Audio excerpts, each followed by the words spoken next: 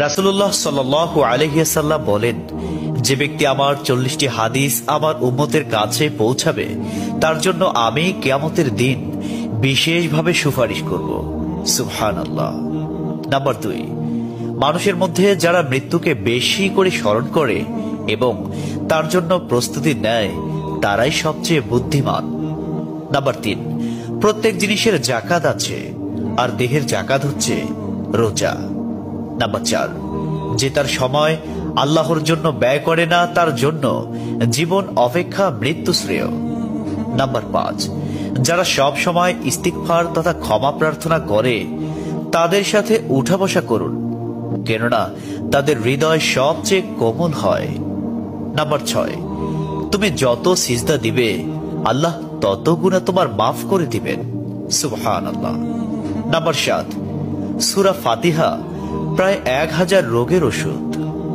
Number 8, হাতের তালুতে জ্বলন্ত আগুনের কয়লা রাখলে যেমন কষ্ট হবে তার চেয়ে বেশি কষ্ট হবে শেষ জামানায় ঈমান রাখতে।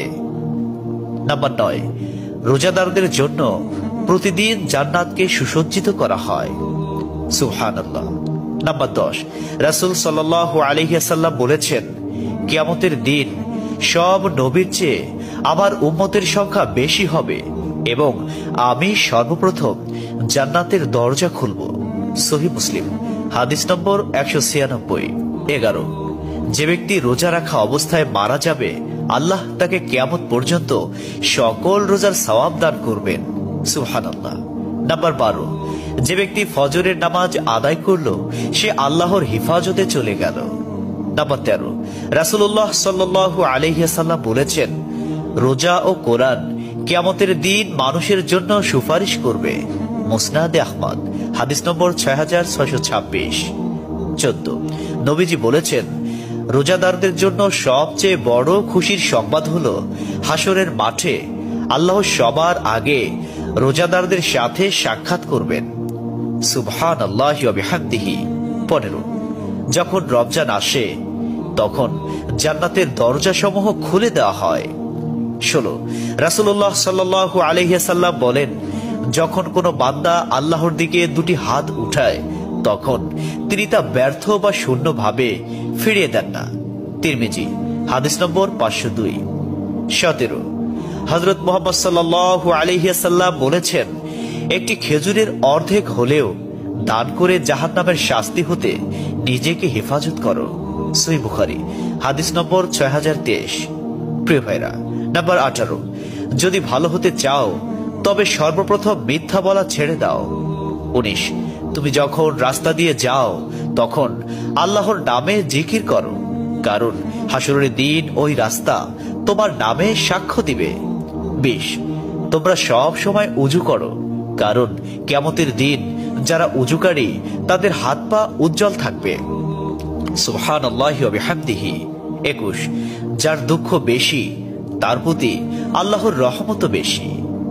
22, যখনই নামাজে দাঁড়াবেন জীবনের শেষ নামাজ মনে করবেন।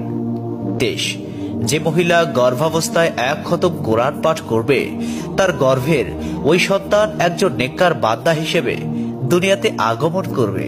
সুবহানাল্লাহ। 24, চুপ থাকার কারণে মানুষের যেই মর্যাদা হাসিল হয় তা 60 বছর নফল ইবাদত হতে উত্তম। সুবহানাল্লাহ। 25, রাসূলুল্লাহ সাল্লাল্লাহু আলাইহি ওয়াসাল্লাম বলেছেন, জান্নাতের সবচেয়ে নিকটবর্তী আমল হলো সময় মতো সালাত আদায় করা। সহিহ মুসলিম, হাদিস নম্বর 260। 26, যে ধোঁকা দেয় সে আমার উম্মতের অন্তর্ভুক্ত নয়। 27, তুমি জানো তুমি সঠিক তবু তর্ক করো না, তর্কে জড়াইও না। 28, হযরত মুহাম্মদ সাল্লাল্লাহু আলাইহি ওয়াসাল্লাম বলেছেন, তোমরা বিপদে পড়ে মৃত্যু কামনা করবে না, বরং বলবে, হে আল্লাহ, যে পর্যন্ত জীবিত থাকা আমার জন্য কল্যাণকর আমাকে ততক্ষণ জীবিত রাখুন, এবং যখন মৃত্যু আমার জন্য কল্যাণকর তখন তুমি আমাকে মৃত্যু দাও। 29, সূরা ইয়াসিনকে কুরআনের হৃদয় বলা হয়। 30, হযরত মুহাম্মদ সাল্লাল্লাহু আলাইহি ওয়াসাল্লাম বলেন, মায়ের একটি কষ্টের নিঃশ্বাস 7টি দোজখের চেয়েও ভয়ঙ্কর, আর একটি সুখের হাসি 8টি বেহেশতের সমান। সুবহানাল্লাহ। 31, যে অন্যের বাবা মাকে গালি দিল সে যেন নিজের বাবা মাকেই গালি দিল। 32, রাসূলুল্লাহ সাল্লাল্লাহু আলাইহি ওয়াসাল্লাম বলেছেন, আমি যা জানি তোমরা যদি তা জানতে পারতে তবে নিশ্চয় খুব কম হাসতে এবং খুব বেশি পরিমাণে কাঁদতে। 30, মানুষ যদি মৃত ব্যক্তির আর্তনাদ দেখত এবং শুনতে পেত তাহলে মানুষ মৃত ব্যক্তির জন্য কান্না না করে নিজের জন্য কাঁদত। 34, মহানবী সাল্লাল্লাহু আলাইহি ওয়াসাল্লাম বলেছেন, সূরা ফাতিহা তোমরা ধীরে ধীরে পাঠ করো, কারণ মহান আল্লাহ নিজে তার জবাব দেন। সুবহানাল্লাহ। হাদিস সূত্র মুসলিম 910।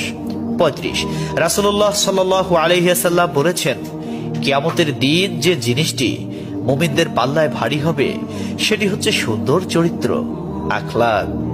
আবু দাউদ, হাদিস নম্বর 4101। 36, কবরের ভিতরের প্রথম চাপ পৃথিবীর সকল কষ্টকে হার মানিয়ে দেবে। 37, হযরত মুহাম্মদ সাল্লাল্লাহু আলাইহি ওয়াসাল্লাম বলেন, যে ব্যক্তির অন্তরে এক সরিষা দানা পরিমাণ অহংকার থাকবে সে জান্নাতে প্রবেশ করতে পারবে না। সহিহ মুসলিম, হাদিস নম্বর 91। 38, কিয়ামতের দিন ওই ব্যক্তির জন্য সুপারিশ করা হবে যে প্রচুর শীত উপেক্ষা করেও ফজরের নামাজ আদায় করল। 39, নিশ্চয় মহান আল্লাহ নম্র, তিনি নম্রতাকে পছন্দ করেন। তিনি নম্র স্বভাবের লোকদেরকে যা দান করেন তা কঠিন স্বভাবের লোকদের দান করেন না। আবু দাউদ, হাদিস নম্বর 4807।